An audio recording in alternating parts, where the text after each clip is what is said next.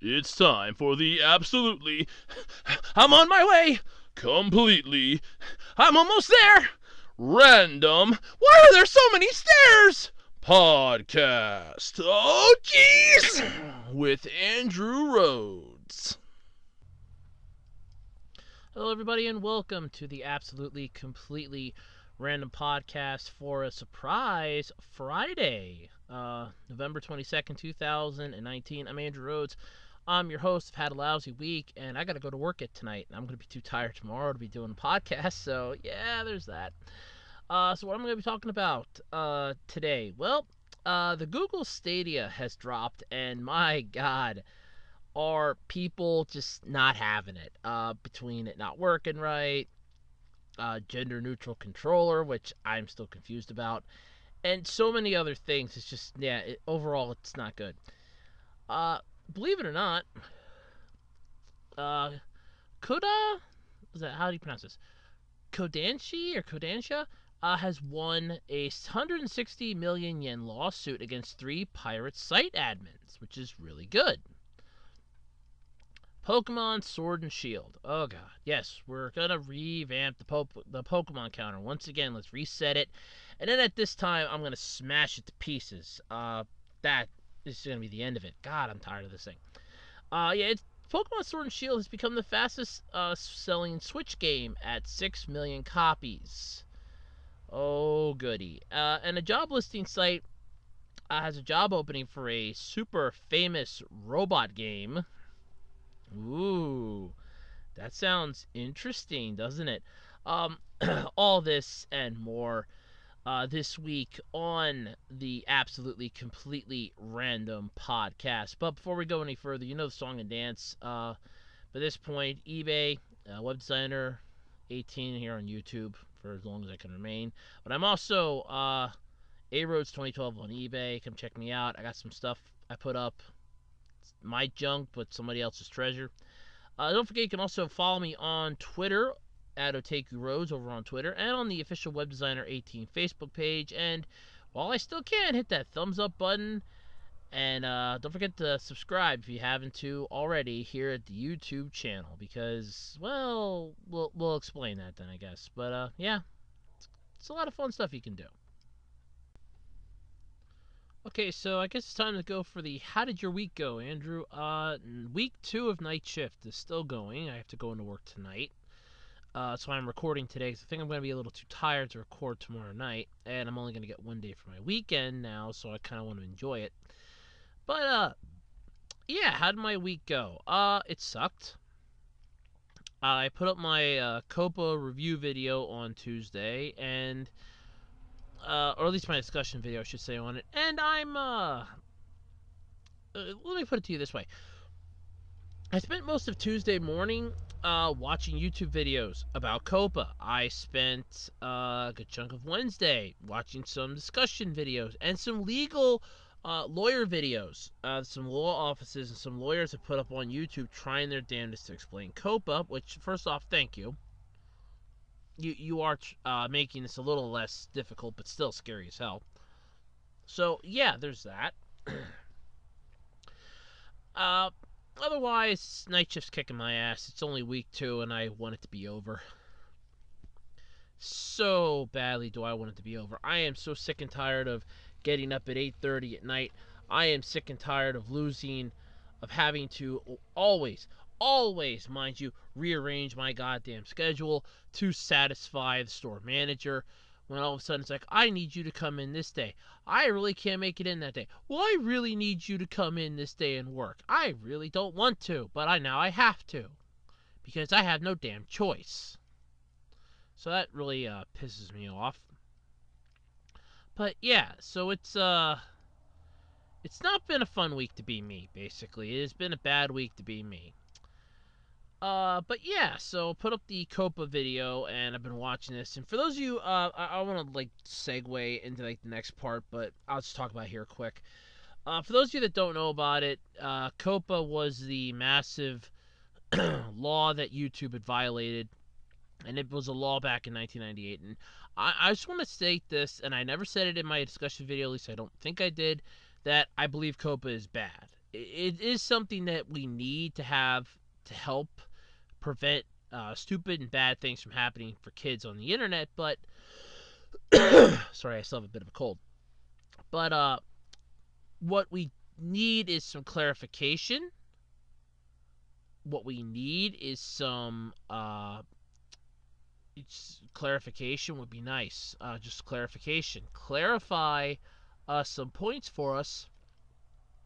Otherwise, we're just going to look at this and go, well, we're all screwed, which is what we're doing now. And on top of that, we have the December 10th Terms of Service update dangling over our heads, which is not a good thing. A lot of people are now panicking over that. And COPA. It's like if we survive the one, we may not survive the other, and we're liable to get double Thanos snapped out of existence here. It's like, oh, well, I just wiped out 50% of you. I can wipe out another 50% of what's left. Boom, done. That's kind of be what's going to happen here. So, yeah, it's not exactly a good thing. But COPA, YouTube violated it.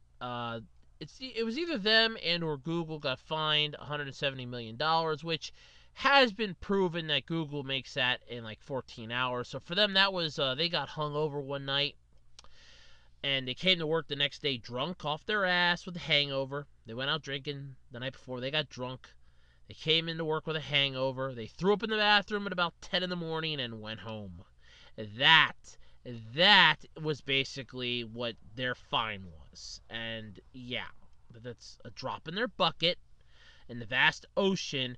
But YouTube just threw all the creators under the bus by stating, well, it's the creators' responsibility. It's their fault that we got fined. They're the ones that are going to suffer.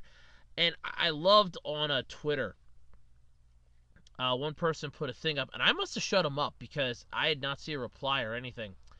I put down, how is it the fault of the creators? How is it my fault that somebody under the age of 13 was watching YouTube? How is it my fault? How is it the creator's fault?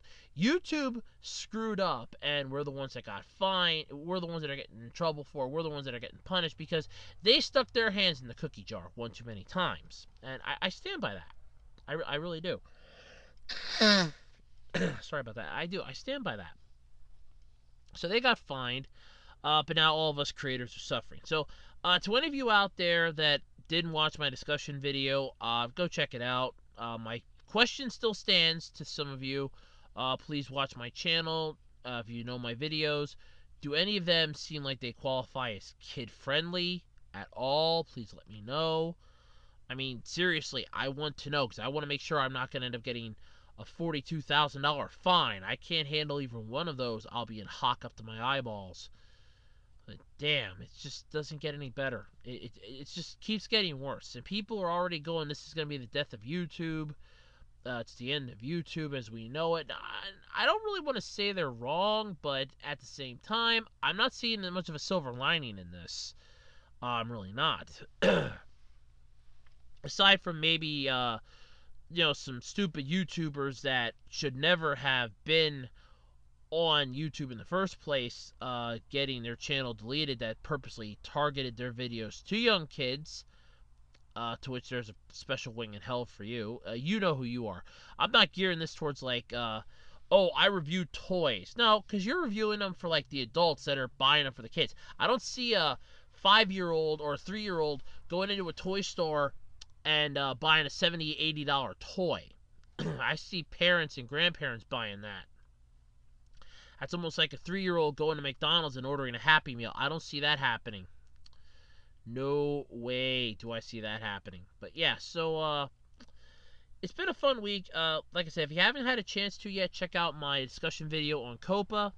It's got like 55 views. I checked this morning, so yeah, it's getting there. But anyway, let's get into the podcast. There's a lot more to do, and I don't like talking about politics and religion, and COPA kind of falls under government. So yeah, there is that.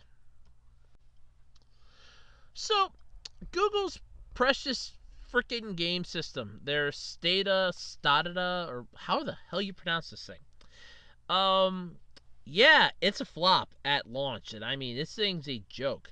So let's start off with the following. I talked about this um back, I think it was like a couple podcasts ago, some of the stuff they said that it will not launch with. And I'm not going to lie when I say the following phrase here. They have lived up to all their expectations. I don't think people were expecting much of this, and were not disappointed. In fact, some of them are still outright pissed. There were some that were having issues even getting their thing to work in the first place, which Google has stated they have fixed at this point. I don't know. But yeah, it's finally here, and it's a joke. Apparently, there's a gender-neutral controller, which this is the fun part. Now, I've always been the person that believes that video games can be for both sexes. I have never thought of video games as strictly a guy-only thing or a girl-only thing. It's fun for both. It's fun for the whole damn family, basically. But Google launched this thing. They claimed it had a gender-neutral controller, which apparently people weren't getting, by the way. So that was the one thing that they did have. Oh no, you may not get a controller upon launch of this. Oh, okay, cool. Yeah, so this thing had a launch title with some games, which are in this article here. I'm pretty sure. I want to pull this up. Yeah, okay, here we go. Okay, here we go. The state of launch games, because apparently Google panicked and like added 10 extra games, but I don't know how true that is. But you had that launched games and their prices. So Assassin's Creed Odyssey launched for a $59.99 price tag, a $30 Stadia Pro deal. Guilt was $29.99. Just Dance 2020 was $49.99. Kine was $19.99. Mortal Kombat 11 was $59.99 or $41.99 for the Stadia Pro deal. Red Dead Redemption 2 Launch Edition was $59.99. $59.99 for Samurai Showdown. Thumper was $19.99. Shadow of the Tomb Raider was another $59.99 game. Rise of the Tomb Raider was $29.99. Tomb Raider Definitive Edition was $29.99 with a $10 Stadia Pro deal. Same with Tomb Raider 2013 was $19.99 with a $10 Stadia Pro deal. Final Fantasy, this would be 15, was $39.99 or the $29.99 Stadia Pro deal. So yeah, that's always fun. Grid was $59.99. Farming Simulator 19, $39.99. Metro Exodus, $39.99, $20 Stadia Pro deal. Trials Rising, $24.99. Ooh, we finally broke the 9 in the middle in the second number. Rage 2 was $59.99. Samurai Showdown Standard Version, $59.99 or free with the Stadia Pro deal. Wolfenstein Young Blood, $29.99. Football Manager 2020, $49.99. And then the special edition. Oh, there's more. Special edition. Assassin's Creed Odyssey Stadia Ultimate Edition, $119.99, $60 Stadia Pro deal. Mortal Kombat 11 Premium Edition, $89.99 with a $62.99 Stadia Pro deal. Red Dead Redemption 2 Special Edition was $79.99 with the Ultimate Edition being $99.99. Grid Ultimate Bundle was $84.99. Metro Exodus Gold Edition was $64.99. $29.25 Stadia Pro deal. NBA 2K20 Digital Deluxe $79.99 or $40 Stadia Pro deal. Legends Edition was $99.99 with a $50 Stadia Pro deal. Farming Simulator Platinum Edition was $49.99. Trials Rising Digital Gold Edition was $39.99. And Rage 2 Deluxe Edition was $79.99. Is Google blowing smoke up their own ass here for these game prices? These are outrageous. These are outrageously high. But yeah, so it's a streaming game service. The lineup leaves much to be desired with its 22 games. But all but one of the original 12, except for Guild, have been available on other platforms for some time now. These things aren't even new. So you're paying way above retail price. If anybody wants to pull up the articles in the description, uh, Mortal Kombat 11, Red Dead Redemption 2. Let me think here for a minute. How long has Red Dead Redemption 2 been out? I think I watched the Angry Joe video about it last freaking year. So it's been out for over a year at least, or at least almost a year. Yeah, no, I'd go with that's not a $60 game anymore.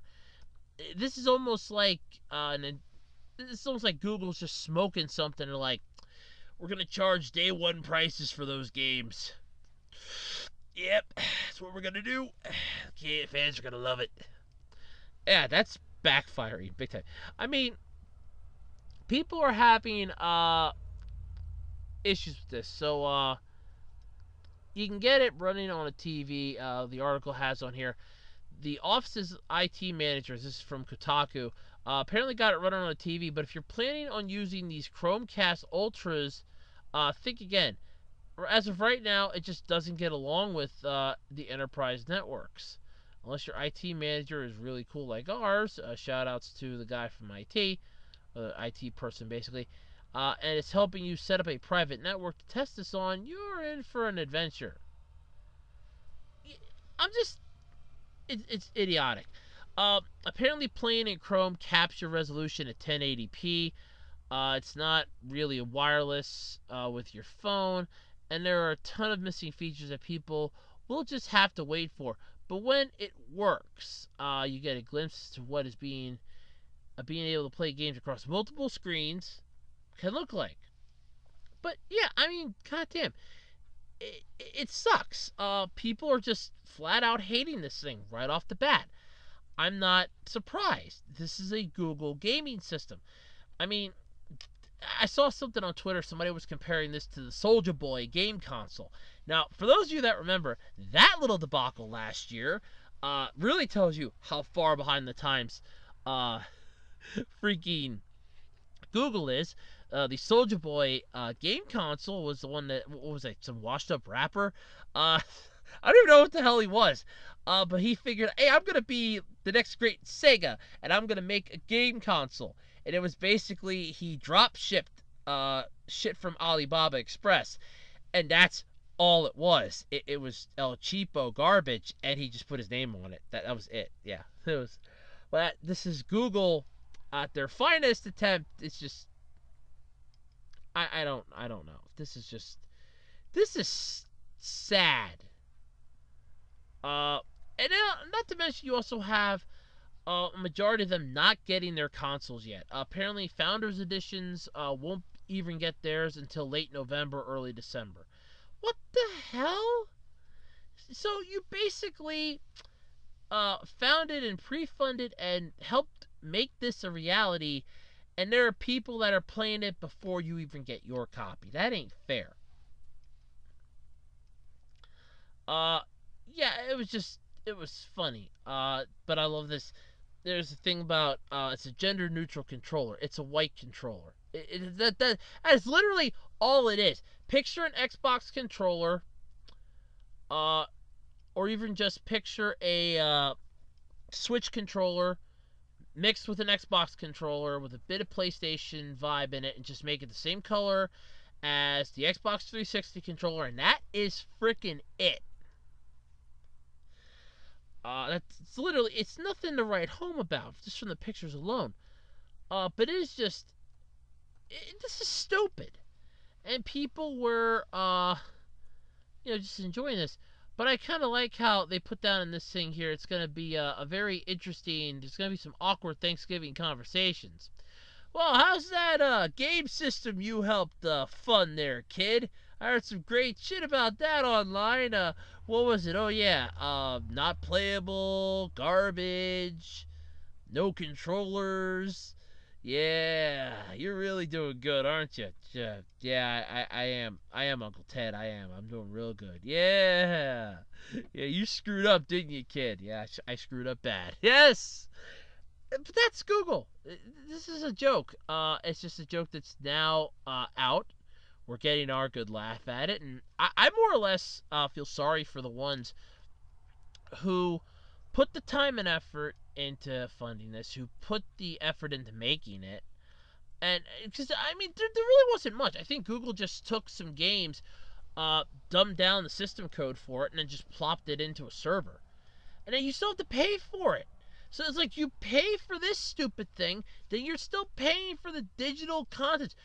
Something should have came with this bundled for free. Like, oh look, here's a free code to get a game instantaneously from, for the system. Right there, make it easy. But no, let's not. What the hell? I mean, if one of their launch titles would have been Fallout 76,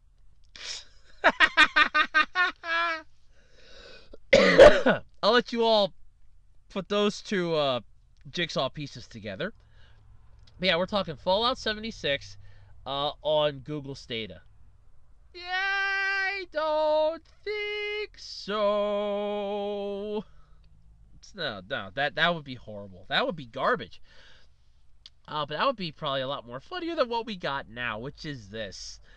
So if you have one of these, you have my utmost sympathy. If you don't have one of these, you have my greatest of sympathy.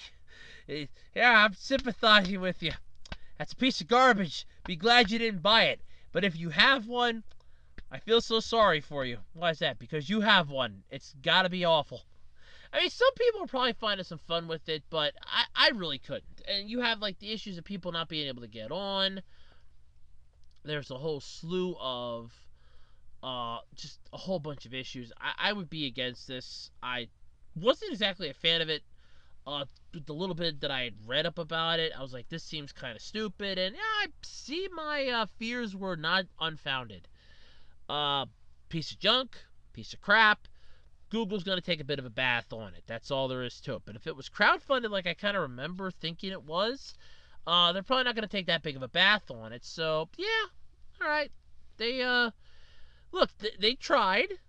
Now, this could be a learning experience. Okay, now how do we not fuck this up for the future? Oh, I know. Let's include a controller in every damn system. Let's not give it a classification. That makes no fucking sense. Let's put some brand new games in there, or at least some original stuff, and not rehash games that have been out for at least a year and charge full price. I swear to God, if I would have saw Fallout 76 on that list, I would have lost my mind. That would have been hilarious. Here's Fallout 76 on the Stadia. Oh, man. Bethesda meets Google. Crap meets crap. Oh, God, that'd be funny. But yeah, so either way, Google screwed up. They're going to pay for this one, and honestly, I can't wait to see what happens next with it. I really can't. Alright, so if you're familiar with the name Kodansha, I really swear I'm mispronouncing this, but yeah, I get the feeling this is not going to end well. But either way, admins of the Haruka Yomi no Ato leech site, basically, previously found guilty of copyright infringement. Yeah, well, good news. Basically, Kodansaha, or however you pronounce it, was awarded its claim for 160 million yen, about 1.47 million, against 3 site administrators of the leech site.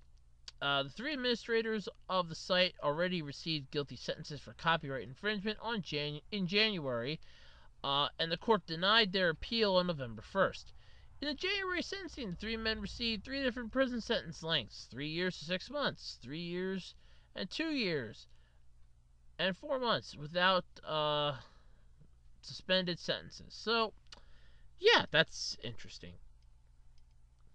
But basically, October 2017, 9 prefectural police departments in Japan worked together and arrested 9 suspects for violating the Copyright Act with the website Haruka Yomi no Ato, one of the largest leech sites, sites that aggregate and provide hyperlinks to pirated media in Japan.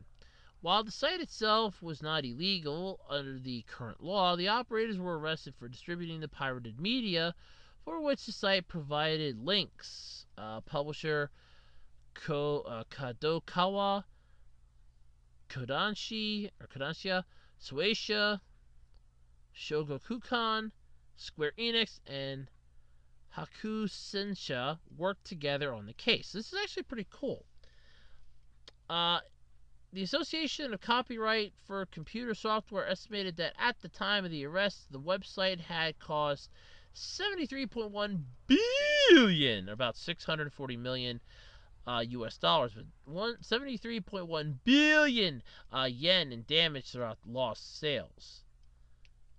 See, this is actually pretty interesting. So, this proves to you that crime does not pay, boys and girls. I mean, they got caught. It was very simple. Yeah, the Manichi Sun Shimbun reported in April 2018 that the Japanese government was planning to submit a bill to the Diet to restrict leech sites in Japan. In the same month, the government asked internet service providers to voluntarily block websites that had hosted pirated content. Dun dun dun. Yeah, seriously. I mean, this is impressive that they got a win of 160 million yen against a lot of these pirated sites. And the sad part is that we can kind of see more of these kinds of cases coming up in the upcoming years with so many streaming media services out there. There's a good chance that we're going to see more of these. Like, oh, well, so-and-so's sued this site for hosting pirated media, and they won the case. This is liable to be a thing in the upcoming months/years because, like I said, with the streaming services being back out in full swing and a lot of them locking all their stuff behind a paywall, hey, pirate sites are coming back. I love that meme. It's like a cartoon type thing where the kid puts his pirate hat away and goes, "The world no longer needs you." And then, like, years later, goes to watch an anime or something, and it's locked under a paywall, and all of a sudden it just goes back, pulls out the pirate hat and goes, "You're needed again."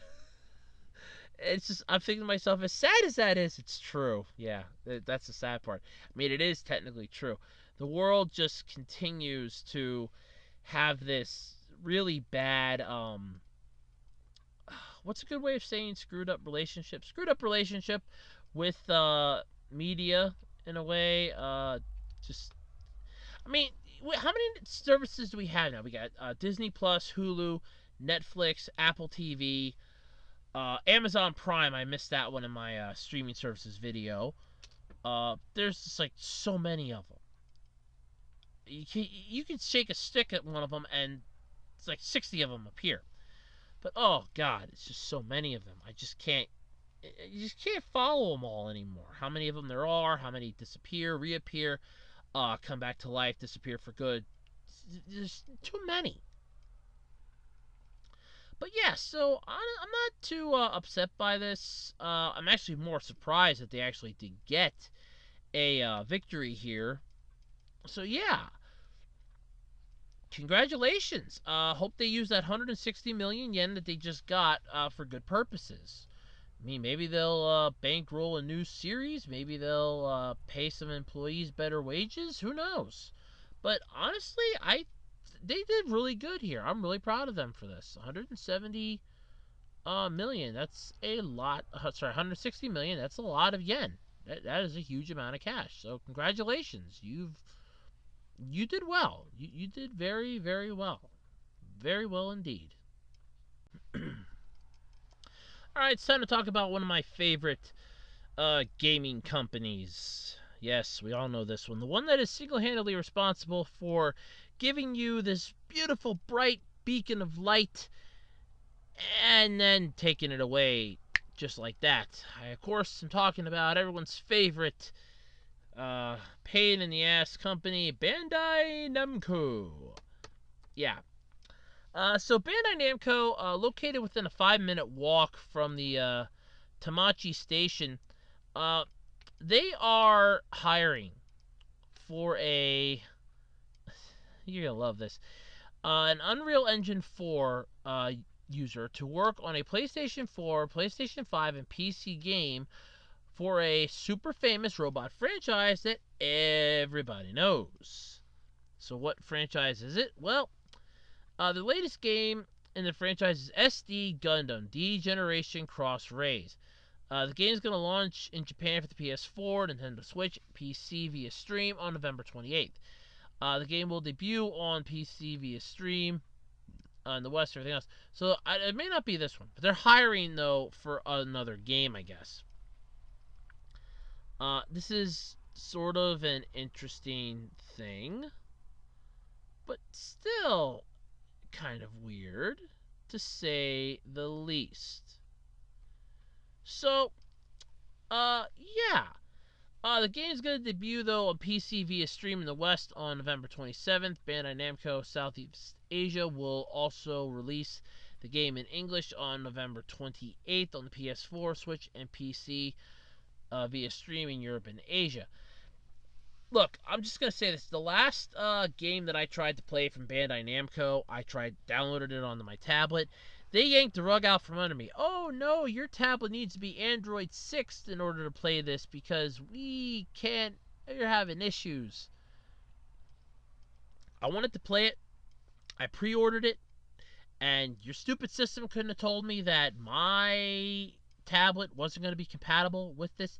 That's bullshit. And you know it. But yeah, so they're hiring though for a new, for an Unreal Engine 4 user. For an untitled, I guess, famous Super Robot franchise. So I guess it's going to be the next one. First off, it's nice to know that the franchise is still living, because there hasn't been that many good Gundam games. One of my favorites was Dynasty Warriors Gundam 2 was my favorite. I played the hell out of that game. God, I loved that game. Journey to Jaburo wasn't too bad. Helped me get a better understanding of the older school Gundam series. There was another favorite of mine, Encounters in Space, which was a pain in the ass to find, but it was worth it. So many others. They were just a blast to find, to play, to enjoy. I loved them all. It was beautiful. Oh man, was it beautiful. I couldn't express it enough. Getting to play as a Psycho Gundam, getting to play as some of the other ones in some of the older games. They were a lot of fun. Yeah, there were some that sucked. Journey to Jaburo kind of comes to mind when you have to try to beat a giant flying fortress as a Gundam, and you have to select the weapon before you even get into the stage. So you don't know what the stage is or what you're going to be doing. You're thinking, okay, I'll go with the blaster. And then you find out that, oh yeah, no, the mace might be a better option here in this level, but then you're also going to have to jump the hell off when you get on top of this giant ship. You're going to have to jump off after, you've whacked it half a dozen times with the mace. You're going to have to jump off so that it can crash and explode safely. Then you're going to have to get back to the ship, and it was a pain in the ass. But Dynasty Warriors Gundam 2 is my favorite, hands down. Loved the game. I just beat the shit out of it. I loved it. Flat out loved it. I played the demo for the original one, and I was just like, this is cool. And when I found out, oh yeah, the sequel's coming to the PlayStation 2, I was like, ha. Yeah, I had the rainbow vomit I just had the rainbow vomit that day. Yes! I love that game. That was a fun game. Yeah.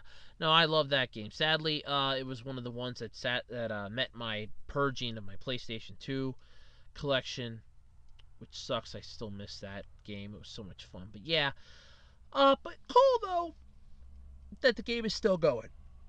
Not gonna lie, I am impressed that the game is still going. I'm really happy that it's still going. More power to the systems. More power to the franchise, basically. They're getting more and more out of this than I think they really figured they could have. But yeah, this is a lot of fun. I appreciate the fact that it's still going. It's cool though that they're looking for somebody, but I just kind of like that. It's like, well, yeah, we're like a 5-minute walk from this station. Okay. That's nice of you to bring that up. So I care about that. Why?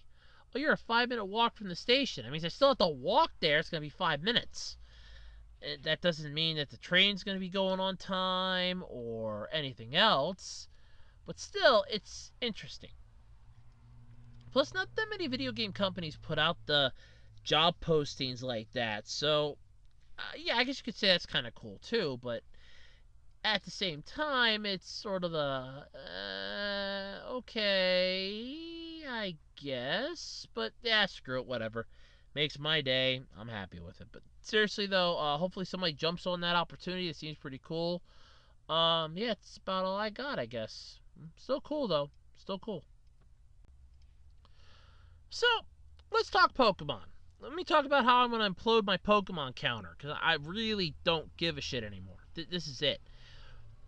So Pokemon Sword and Shield launched, and despite all the crap that Gen 8 has going against it, despite all the stuff that fans were not happy about, despite all of that, how's the game doing? Well, apparently well as hell over in Japan. It's like, oh yeah, we got like, what is it, 6-something million copies? 6 million copies. Yeah. 6 million copies of this thing. It's gonna break. It also breaks the record for the Switch game's highest first week sales. So, the Pokemon Company and Game Freak should pretty much be happy as hell right now. The game sold 2 million units in Japan in their first week. The game sold more than 2 million copies in the United States in the first 2 days. Marking the highest grossing launch for a Pokemon game in the US. So for all of you out there who are pissing and moaning about us, as you quoted us, casual players and Dexit haters, here's the thing for you. We kind of probably drove the sales up because people wanted to buy it in spite of us. Hey, look, we made the money. It's a good thing. But yeah, this is a huge. But players have been playing this game for a while. There's a whole bunch of stuff on there. Some people have had issues. I'm not gonna lie. I've seen some videos on here of just pure garbage that has been going on, and some other stuff. We got new legendary Pokemon, including Zycan and Zamazenta. Several Pokemon got new Gigantamax forms, including Pikachu, Meowth, Eevee, Charizard, Butterfree, Dreadnought, Corviknight, Arceus. New features include Dynamax and Max Raid battles, Gigantamax forms, Pokejobs, the Battle Stadium, surprise trades, and Pokemon Camp. The Let's Go Pikachu and Let's Go Eevee games are the franchise's first games for the Nintendo Switch, and it's just basically been an increase in popularity since. But here's an interesting thing, though, that I found was the problems with Generation 8. Sorry about that. Like I said, I'm catching a bit of a cold and I was getting a little stuffy. So, there's like a whole mess of issues here with Gen 8. So, let's run through this and I'll tell you whether or not it's actually worth it or not. At least what has been confirmed as yeah, and from what I can tell was nah. Removing approximately 66% of the national dex, even though catching Pokemon was the main appeal of the games. Yes. And this has been, and Game Freak's, I loved how it was trending. Game Freak lied. Yeah, they said that they were remaking the models and the sprites from scratch. They used the 3DS games and just added a couple extra triangles. That's all they freaking did. There's nothing new about it. Terrible animations as well as reused ones when quality animations were used as an excuse for cutting Pokemon. I have to agree with that. I have seen the thing of the double kick. It's not good. Removed 144 moves. I've seen some about that, but I don't know how many of them they actually did ditch, but still, either way. Cut fan favorites, including ones that appeared in Let's Go, e.g., no following Pokemon or mounts. Yeah, no, that's definitely gone. Because you have Pokemon that just appear in the frickin' wild. And that's something that, okay, well, I think that's kind of cool because it gives you a chance to avoid it. The whole point of this was the fact that you could run away and you're supposed to get stronger. But I'm going to hold that. I'm going to hold this next thing. I'm going to jump here for a moment if I may, because there is something. Yeah, here it is. Can't catch Pokemon of a certain level, even though they will appear in the wild, unless you have enough gym badges to do so. This has been confirmed. And what pisses me off about this is the fact that, okay, the whole point of the game is to find strong Pokemon and catch them. You have the experience share permanently on, which a lot of fans were like, I like that idea. Yeah, okay, I will admit that could kind of grow on me too. But if this means that I can't catch anything that's higher leveled, screw that shit. No. I need a gym badge just to catch Pokemon. No, you need a gym badge to get your Pokemon to respect your sorry little ass. You don't need a gym badge to gain access to the ability to catch Pokemon. I mean, how does that work? You just go into a Pokemon in the wild, you just flash your gym badge and go, hey, I got 5 badges. I'm gonna catch your ass. Is that how that works now in the Pokemon games? That I just flash my badge just like that? Is this like Pokemon PD? It's like, hold it right there. I'm a Pokemon trainer with 5 badges under my belt. I hereby challenge you, Pokemon, to a capture battle. Whereas if I catch you, you join my team. That doesn't make any damn sense. Let's see them throw that into the anime. That'd be funny. Oh yeah, no, you can't catch that Pokemon. It's putting up a guard. And that's exactly what it does in this game. It's like, oh yeah, no, it has a guard. It guards itself from you chucking a Pokeball at it. Huh? I can't throw a Pokeball? That's the whole point. The whole point of this game is to catch Pokemon. How can I not catch it if it's... No, this is stupid. You got like 10 routes in the game, as well as the empty wild areas, which there were a lot of people that were saying the wild areas are really good, but they also kind of are a double-edged sword. They're really nice, but at the same time, they lack a lot of stuff.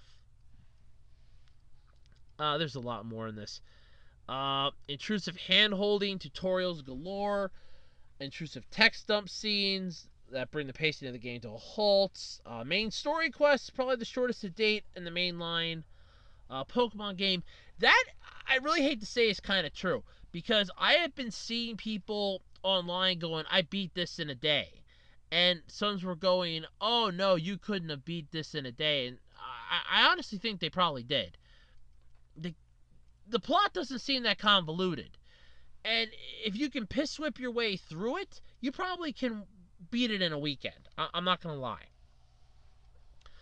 Cities are mostly empty, devoid of substantial content. That I have to agree with. I have seen some footage of that, and it is from other people playing it, and it's not that great. Apparently, one entire boss battle plays no music, which, that's stupid. Whether or not that's confirmed or not, I don't know. No legendary Pokemon hunting. I don't know how truthful that is. I know a lot of people were on the fence about buying this. I'm not buying this. I'm not sugar-titting this. You all know where I butter my bread on this. I don't want it. I'm not going to rush out, buy a Switch just to get my hands on Pokemon Shield or Pokemon Sword. You took all the fun out of the game. Let's Thanos snap 50% of the Pokemon away. Or over 50%. My apologies. Let's throw in some Gen 1 pandering, which... Look, I like Gen 1 as much as the next person, but you have other Pokemon. You cut a majority of them because they didn't fit the region, yet some of the ones that I have seen in this game that are in your precious wild areas seem pretty out of place for where they are. I do love this, though. Extremely shallow use of Britain As an inspiration for a region, a lot of squandered potential in Galar. Yeah, I wouldn't deny that. Fishing restricted is to specific areas. Yeah, that is true. Unbalanced section of Pokemon for regional variant, cross-regional evolutions, and Gigantamax forms. Over-reliance on Gen 1 Pokemon, specifically in the case of Pokemon that had already received other forms in other games, e.g. Charizard and Gengar. Charizard had 2 Mega Evolutions, and Gengar had a Mega Evolution, and yet they get a Gigantamax form. Or Charizard does. Idiocy knows no bounds. You're back to the bike instead of the instead of being able to ride a Pokemon, which was I honestly think that was a good step in the right direction. Hey, let's get a Pokemon. Let's just mount the Pokemon and ride the Pokemon. No, we can't do that anymore. You're gonna have a bike. Oh. The Pokemon in the overworld don't interact meaningfully with the environment. The walk cycle loops way too soon. I will admit this. I've seen the walk cycle. Not only does it loop way too soon, it looks like it loops really out of context for what it is. There was a Machoke one where it kind of looks like Machoke's walking, then kind of stops, does a side shuffle a bit, then starts up again. I'm like, what the hell? It's idiocy, really. Game Freak lied through their teeth, continue to make empty promises. Yep, that's true. Can't deny that or argue with it. You try your best, I dare you. They lied through their teeth. Oh, we're getting rid of 50% of the Pokemon to make the game much more playable. No, you're not. You're getting rid of it for another reason. Well, you got rid of it because you wanted to add Gigantamax, Dynamax, all these other little features that nobody really asked for or woke up one morning and said, gee, I wish I could play soccer with my Pokemon. Gee, I wish I could, battle alongside my Pokemon in a musical or something, or just go, gee, I really wish my Pikachu could grow to the size of a fucking skyscraper. Game was advertised as made for longtime fans. That's a goddamn lie. Majority of the longtime fans that I have been talking with are ones that were avoiding this like the plague. And I like how, I was called a casual gamer just because I don't play the online games. Because I don't do online matches. Like, oh, you're just a casual gamer. You don't have any. This is the perfect game. This is perfect now. Pokemon is now perfect in our eyes. Okay? You're entitled to your opinion. I personally think this is the worst Pokemon game in the history of the franchise. And in all honesty, Sun and Moon was really pushing it, but Game Freak admitted that they screwed that one up. That's why we had Ultra Sun and Ultra Moon. Because Game Freak's like, yeah, we limped to the barn on this one. This was our bad. This one was our bad. We'll fix it. It cost $60. It's got less shit than a $40 game. There's just so much in this that is just so wrong. And it's idiocy that knows no bounds. The game shipped worldwide on the 15th, so it's been out now for, I want to say, a good week. And it is just, I mean, I've been watching videos. One person's like, oh yeah, no, you have to, don't evolve your Galarian Corsola if you find one of those. It's really powerful. And then proceeds to go into a Gigantamax battle, which, first off, I hate that fact that we now are relying upon a new system and gimmick that's going to get spammed. And this is what you idiots were complaining about. Oh, we don't want it to be spammed. They're spamming Mega Evolution. They're spamming Z moves. They're gonna spam Dyna and Gigantamax, morons. It's not that difficult to see that happening. But what I love is the fact that it's like they're just gonna spam the shit out of it. But apparently, it was the trash bag, the trashy Garbodor. Or yeah, it was Garbodor. Just starts off by having this massive wall just come down on top of poor little Corsola, and I'm like, it survived that? It survived that? It survived that? I guess over leveling in this isn't an issue. I guess your Pokemon will love and care for you regardless. But you need badges to catch higher level Pokemon. I mean, that would be a really piss poor move. All of a sudden, you came across a shiny Pokemon, but your badge only gives you access to catch up to level 50, and it's 51. The shiny Pokemon, and it's level 51. You're thinking, no, you son of a bitch! It's a level over my cap! God damn it, I can't catch it or I'll keep putting up a guard. It's horrible to think that way. And that's exactly what we got, courtesy again of Game Freak. They dropped the ball on this one tremendously. They didn't care one way or the other. They just didn't give a rat's ass. Because to them, it's like, no, screw it. Boink it. It's done. We're doing what we want. And they did that. It's like, oh, yeah, no. You had all those leaks that went out. And I love how day one, or at least day one or day two, that one person puts out the thing and goes, see, look, this game was hacked. That's why that frame rate's dropping, why the animation's really crappy. So all those leaks, they're all fake. Okay, so because one leak was proven false does not mean every leak is proven false. That just means that one product was found to be faulty, but 90% of it still works. Or you have 90 of some item and one of them doesn't function as intended or is damaged. You still have 90 that are still good, or 89 even that are still good, versus the one that's crap. Even if it's 6 or 10, you still have the majority of them that weren't too far off and were spot on. Now, there was a thing, I did see a video, I don't know how real it is, but apparently there is data for the other legendaries in the game, like Reshiram, Zekrom, the lion, and the bird from Sun and Moon. And I'm like, okay, so there's data in for these guys. Why the hell weren't they just put in the game? There might be like an event DLC down the road to get added. I'm just going to say my piece right here. I think if Game Freak would have said at the start of this entire ordeal, not every Pokemon will be available at the start of this game, and then put down the remainder as DLC.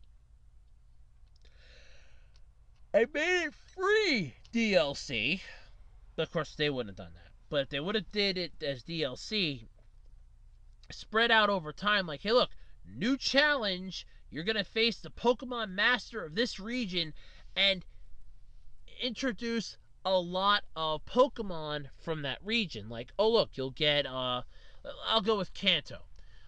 You could get Squirtle or Bulbasaur. You could get Mewtwo, which is apparently is already in the game. There's data for it. You can get Articuno, Zapdos, and Moltres. You can get a few other rare Pokemon. Or we're talking Gen 2. You find the master of that region. It's like, oh look, you can get Lugia, Ho-Oh, just to name a few. Same thing with Sinnoh, with Hoenn, with Unova, Kalos, ad infinitum. And that's how you integrate the Pokemon together into the game. But this was Game Freak's piss poor attempt at like, we're just going to make some money, kiss this game off to hell, screw these people. We know what we're doing. You don't know what you're doing. You have no clue what you're doing. But the game has sold over 6 million, or at least 6 million copies. That is huge for start. I mean, damn. So like I said, for those of you out there that were like, all you people, all you did was complain and bitch about the national decks being cut. We got a much better game. You just didn't want to accept reality. I kind of think that us not accepting reality led to the game being better than it was. Because I kind of liked how Negative Legend goes, that a lot of people felt like they were entitled with the Pokemon game. I did not think I was entitled to jack shit. I was mostly pissed. You cut out Pokemon, you gave a reason that was proven bullshit, and then you just decide, I don't want to just accept that as faked. No, it's not true. We didn't just give up Pokemon for the hell of it. That's not how this worked. But it is. It is how it worked. That's exactly what happened. You know it's exactly what happened. Yeah, you sucked at it. You got caught. You lost. Suck it up. Deal with it.